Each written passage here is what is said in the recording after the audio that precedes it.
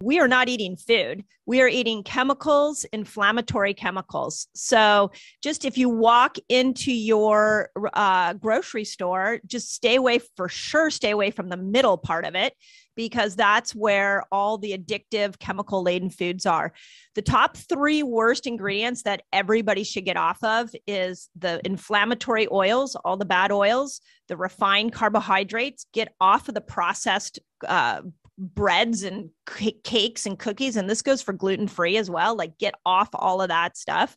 And then get off the toxic ingredients, all the chemicals that are being put not only in those foods, but in our meats. The research shows that just taking your food window and compressing it into something as simple as 10 hours of eating and 14 hours of fasting, and you can start to reverse the damage that these harmful foods have caused you over the years. What you're doing is you're taking your food and you're compressing it into a shorter eating window, allowing more time for your body to fast. And it's not calorie deficit. It is being smart when you transition into eating smart foods. When you fast 13 to 15 hours, you start to flip a metabolic switch, and you start to go from being a sugar burner to a fat burner. Most people flip this switch, and you are now burning energy, making energy from fat. So that's the first step. In this 13 to 15 hours, there's incredible research. Growth hormone goes up, it slows the aging process down. Inflammation starts to come down. Ketones start to be made that will go up and heal the brain. Once you hit about 17 hours of fasting, you start to stimulate, you turn on something called autophagy. Autophagy is where the cells will start to heal and repair themselves. It's a wisdom and intelligence inside the cells that make the cells more efficient.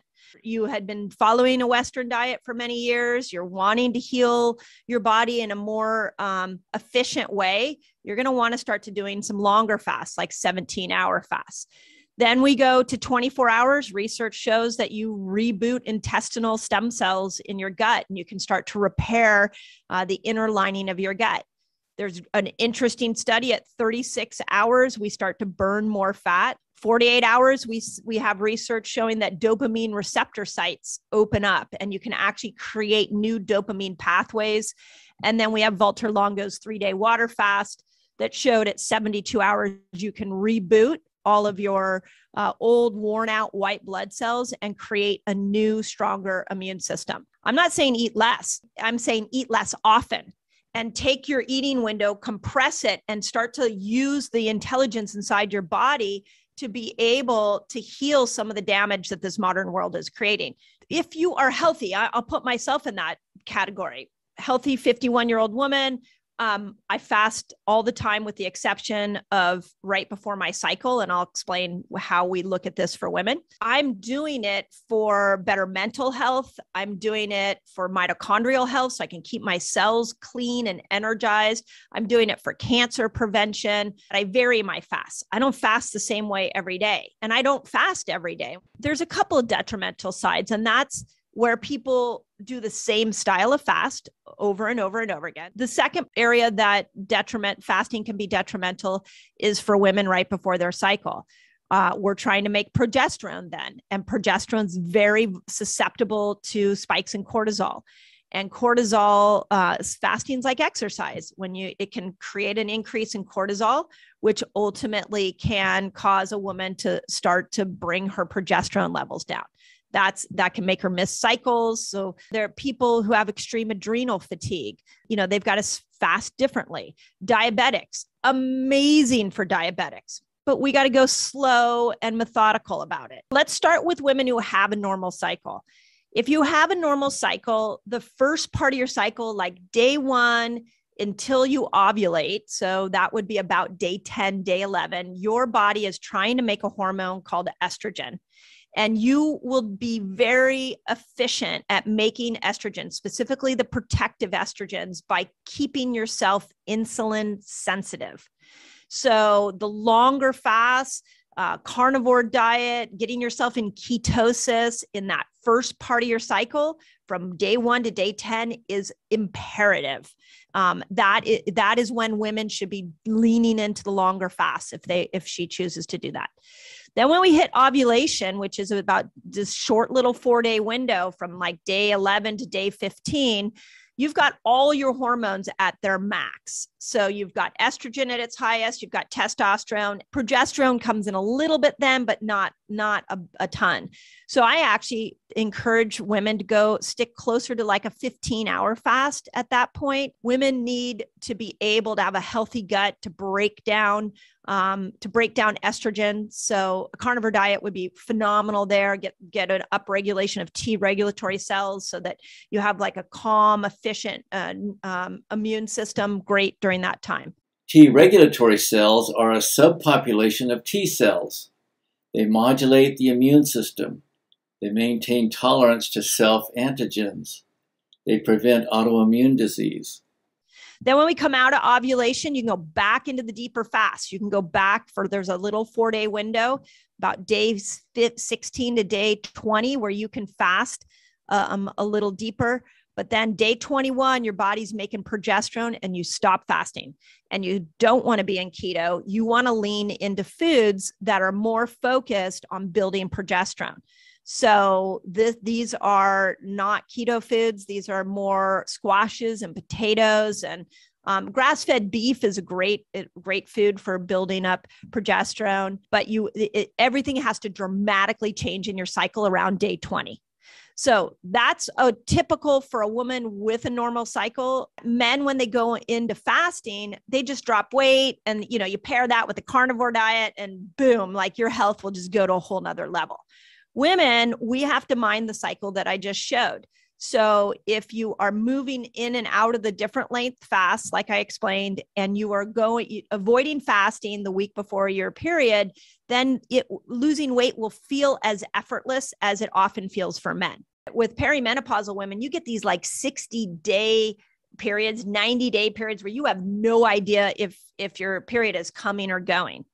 With that person, she's going to need to know her progesterone levels and how to click in when her body is wanting progesterone.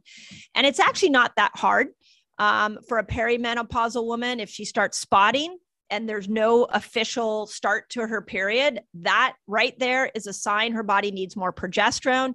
She needs to step out of fasting, and she needs to lean into the foods that I talked about. If all of a sudden her anxiety goes through the roof and she can't sleep, that would be another sign. Hey, your body's trying to make progesterone. Let's stop the fasting. Then the last one is the postmenopausal woman. She really needs to just make sure 1 to 2 days a week she's not fasting, because she still needs to make progesterone. She's not getting as much of it as she did at 35. So 1 to 2 days a week, step out of fasting, step out of ketosis so your body has enough resources to make progesterone. Question, what about an 18-day cycle? Yeah, I would say the first thing is you want to track your cycle. So I use a Clue app so that you kind of see where your ovulation window would be. And Clue app, if you track it for a couple of months, then it'll take your 18-day cycle and it will start to show you the ovulation period. And the real trick for somebody with an 18-day cycle, if we're going to keep it as simple as possible, is I would encourage you to not fast the 7 days before. So day 11, you would stop fasting. And once you start your cycle, I would actually encourage you to fast even longer than a typical intermittent fasting. I would encourage you to try a 24-hour fast. Try a 36-hour fast. Really, you can use that front end of your cycle, especially that first week, to get yourself more insulin sensitive. If it's an environmental reason that your cycle is shorter, fasting is actually going to bring you more towards a 28-day cycle. There are cells in 2 parts of our body that respond incredibly well to autophagy. And I want you to think of autophagy as you're just cleaning these cells up, making them more efficient.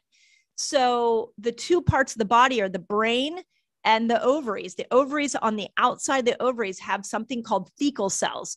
And these are the cells that are making you hormones. Theca cells, endocrine cells associated with ovarian follicles. They play an essential role in fertility by producing androgen substrate required for ovarian estrogen biosynthesis. So if you had a hysterectomy where they pulled the uterus out, but they left the ovaries, that is awesome. And I would encourage you to make sure, and obviously you don't have a cycle anymore, but I would make sure if we took you on a weekly basis that at 4 to 5 days out of the week, I would have you fast 17 hours or more. So we're getting more autophagy in there. And then 2 days a week, I would step out of fasting and I would do more of the progesterone building foods that I talked about. And I would do that on a weekly basis. And you might find that your hormone production improves greatly. We've seen in our community, I've seen people with full hysterectomies that were told they would go into full menopause within 3 months of the hysterectomy. And 3 years later, they're still making sex hormones, and they don't have ovaries, but the tissue's still there. The adrenals will make sex hormones. So if fasting in that scenario can be an incredible tool to balance hormones. I believe that the first step that all humans on the planet right now need to take is let's just stop eating all day. Like stop eating before you go to bed, stop eating when you wake up. Doesn't matter what you're eating. We have to start to compress this eating window. Okay, so the research shows 10-hour eating window can overturn the metabolic syndrome type damage that's happening from food. So now we take this 10-hour eating window and we go, okay, well, where do I put it in my day? The 2 hours before you go to bed, your body is making the most melatonin. And the 2 hours when you get up, your body is still making melatonin. Now, why this is important is because as melatonin goes up, your body becomes more insulin resistant. So if I eat dinner when it's dark, if it's 6 o'clock at night and I see the sun setting, that red light stimulates to my body, I need to make melatonin. So as the sun is setting, as we move into darkness, your body is making melatonin. So we really ideally should be done eating by then. Same thing when we wake up in the morning. You know, we shouldn't necessarily grab the cup of coffee, even if it's a bulletproof style coffee. We shouldn't be eating, breakfast first thing in the first couple of hours in the morning, because the body, once it sees the sunlight and it sees that it's day, it shuts down melatonin production and it starts to stimulate cortisol. Your cortisol production will peak about 2 hours after you wake up. So I call these bookends. These are the times, 2 hours before you go to bed, 2 hours when you wake up. Let's not eat then. So now we can look at the eating window being more in the middle of the day. If you go back and you think we're so primally designed in the wintertime, our bodies are meant to be more in ketosis. We're meant to go into more of a hibernation place where we are not needing as much food. Because that's what the primal people did. They didn't have food access, so they relied on their ketogenic energy system to get them through the winter. So, but in the summer, we have these longer days, but also we're given more, nature provides us more food. There was more daylight hours for the cave people to go make a kill. So yeah, as it gets darker, this is where it gets a little more challenging. We really like lunch should be our big meal. And then as we move towards the darkness, we got to think about not eating. Here's how we look at fasting. When you want to heal your body, fasting is a go-to strategy, but it has to be paired with healthy eating. So when we go into autophagy, 17 hours of fasting and longer, what we're doing, autophagy is in opposition of a cellular mechanism called mTOR. mTOR will build cells up and make them healthy. They will build muscle. On the other end of that spectrum is autophagy. Autophagy will break down and heal, so it can break muscle down, but it's temporary. It is not the whole picture. So if you want to build lean, strong muscle, the absolute best way to do this is to go 17 hours of fasting on a regular basis and then break your fast with protein and protein only. If you break your fast with protein, what you're now doing is you're saying to your cells, okay, we've stimulated autophagy, we've cleaned ourselves up, now let's build ourselves strong. and let's go and add protein in to stimulate mTOR so we can build muscle up. Now, the next hack on this that's amazing is, why don't you fast on a regular basis, 17 hours, do a strength training workout in a fasted state. So you're breaking muscle down even more, and then have a big meat meal afterwards. Break that, like literally leave your workout and then go and eat a bunch of meat. And now that is the greatest way to build muscle. So when people say it breaks down muscle, it's like, yes, in the fasted state temporarily, but if we start adding in more protein and we break our fast with protein, now you're building muscle better than you ever built it before. If you take a bunch of people in a fasted state and you go, well, they broke muscle down and they lost muscle. Yeah, of course. That's, your body's going to find glucose wherever it is. It's going to go after it in the muscle. It's going to go after it in your fat. It's going to go after it in your liver.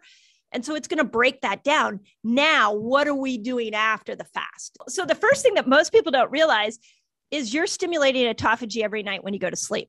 So when you sleep, your brain actually goes into a repair mode. This is why sleep is so important. So make sure you're prioritizing sleep, make sure you're getting enough sleep, because that's going to be a great way to stimulate autophagy. Then we throw in the 17-hour fast. And they say autophagy and fasting happens somewhere between 17 and 72 hours. So when people really want a deep cellular cleaning, that's part of why they go into those 72 hours fast. We've got HIIT training, where you're getting your heart rate up and down. That can stimulate autophagy. We have things like red light therapy, some biohacks like red light can stimulate autophagy. We've seen some, herbs that like bergamot that can stimulate autophagy. So it's not, you start stacking those things together. What I'm finding in my community is that a lot of people, as they're starting to go, I've been doing this all wrong. I've been eating wrong. I've been eating the wrong foods. I've been living wrong. And they start to wake up. Then what do they need to do to repair themselves? And the more we can start to stack autophagy habits and combine them, the quicker somebody is going to heal. Came out of the New England Journal of Medicine, December 2019. And they looked at over 1,500 peer-reviewed journals, and they decided that intermittent fasting was the absolute best way. They even went on to say it should be the first way for these conditions: for obesity, diabetes, neurodegenerative conditions like Alzheimer's and dementia, some cancers, not all cancers, primarily the hormonal cancer and colon cancers, MS, and pre and post surgery, cardiovascular health too. Not difficult to do. You just got to train your body how to do it. You're going to really want to lean into nutrient dense food. And when you eat, you want to eat. This is why when people say calorie restriction, so especially in women and fasting, there's a lot of discussion around the fact that it's too much calorie restriction. But it's not calorie restriction. It's time restricted eating. So when you eat, you're going to need to eat, and you're going to need to eat good quality food. This is why I love pairing something like the carnivore diet with fasting, because you're getting such nutrient dense food in that eating window.